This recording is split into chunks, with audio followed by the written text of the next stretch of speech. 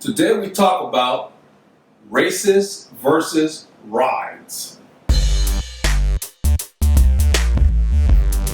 Hello legends and super legends, welcome to Veloharmony. In today's video I want to answer a request from one of our patrons, Robert Tengler here, my neighbor. I had to think about this as far as coming up with a format. Robert asked, and I'm just going to paraphrase, he asked about me, he said, talk about what kind of racing you did you do Grand Tours, whatever, and tell us about the differences between the one-day races, the Grand Tours, stage races, so forth and so on. So I decided to take this approach. When I competed, I got up as high as what we call in the USCF racing category 2.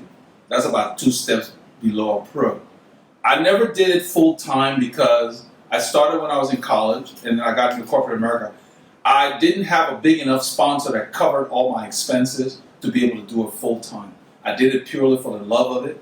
You know, there's a lot of traveling, so they supplemented us by making sure that they paid for our entry fees, hotel, and so forth. I'm pretty much living out of a suitcase most of the year. So I did a lot of the races within the U.S., you know, Colorado, Georgia, and different places.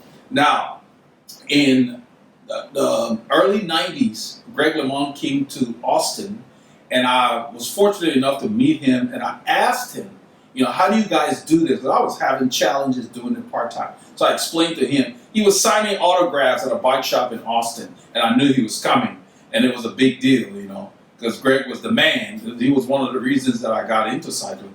And so while I was getting his autograph on one of his pictures, the picture with his real muddy face, I asked him, how do you do this? I'm having challenges doing this and then holding a job and so forth. And he looked me in the eye and said, you can't do it part-time. I kind of got what he meant. You can't do it at the top level part-time. It basically it consumes your life. You know, and he explained that besides the training, it's all the resting and other things, fiddling with the bike, making sure you're positioning. They spend a lot of time. So I learned a lot that day. And it was a good gathering. He did a lot of talking. This was pretty close to the time he was going to retire.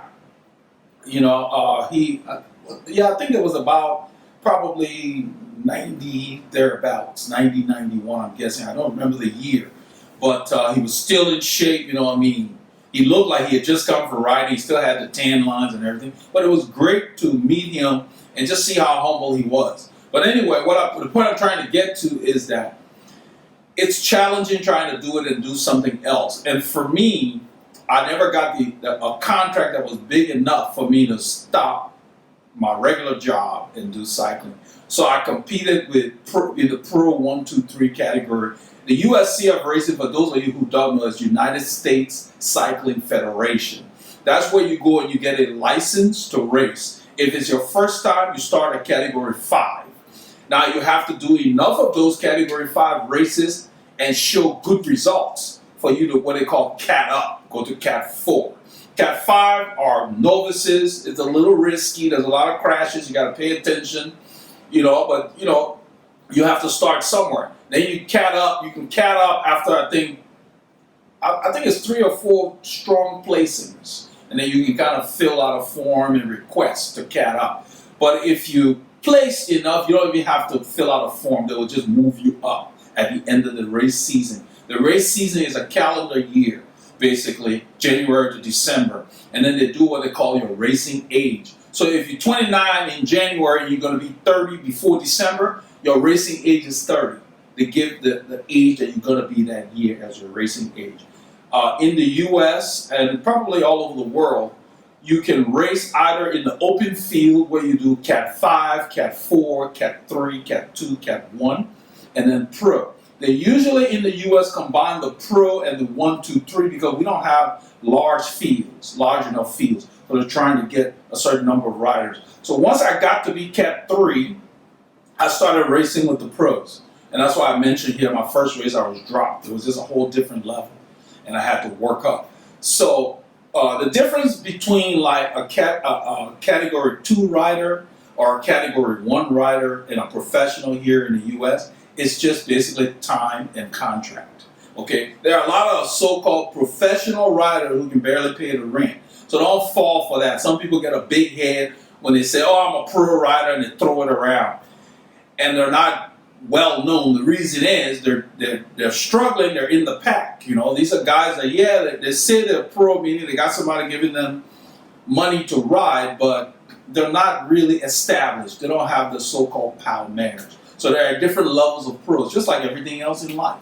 You know, everybody has a job, but not everybody's paid the same. It's the same thing. So don't fall for that. The guys that swing around, oh, I'm a pro, and they throw it around, yeah, you kind of take it with a grain of salt. But I did not do any international competition. I simply did not have the time, the bandwidth, the money to go do what Robert was asking about, Grand Tours. Grand Tours are under the UCI. So when you get a license here in the US, the USCF Federation, if you're going to race internationally, you have to get an international racing license. So we have a domestic license and an international license. So if you think you're going to do international races, you might as well just, in the US here, get an international license instead of getting a domestic and then having to convert it. With an international license, you can race in the US and anywhere in the world. With the USCF domestic license, you can only do USCF sanctioned races within the US. So now, as far as the differences between the races, the Grand Tours are basically a different classification given by the UCI to the Volta, the Giro, the Tour. Those are the biggest races. So anybody can put a race together. I could become a promoter and decide to put up a race. Doesn't mean the UCI will call my race Grand Tour.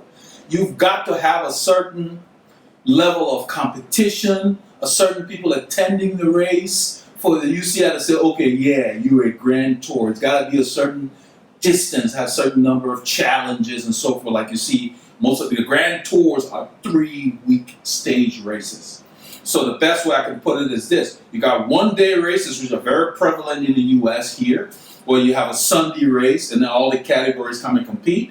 And then you got some races that may be a weekend. You can have a race Saturday, Sunday. That's a stage race. Anything more than one day is considered a stage race. Now, a weekend, Saturday, Sunday race is not going to be called a Grand Tour because you're not really doing that much touring and the level of difficulty is not there. It's only 2 days. So to be a Grand Tour, you got to be the 3-week one. They have races anywhere from 1 day to 3 weeks, as I've mentioned.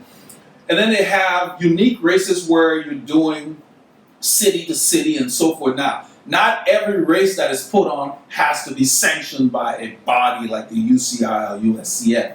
People can hold races that are not sanctioned so that people who are penalized by those bodies can still participate in that. The problem with that is you don't attract the high number of field if you're not sanctioned. Being sanctioned means something. So you would get most of the racers coming to races because, especially back in the day when they used to get points based on which races they took part in. Okay? So that's kind of a general understanding. I don't want to bore you with the details. If you're going to do, say, a century, that's a one-day ride per se.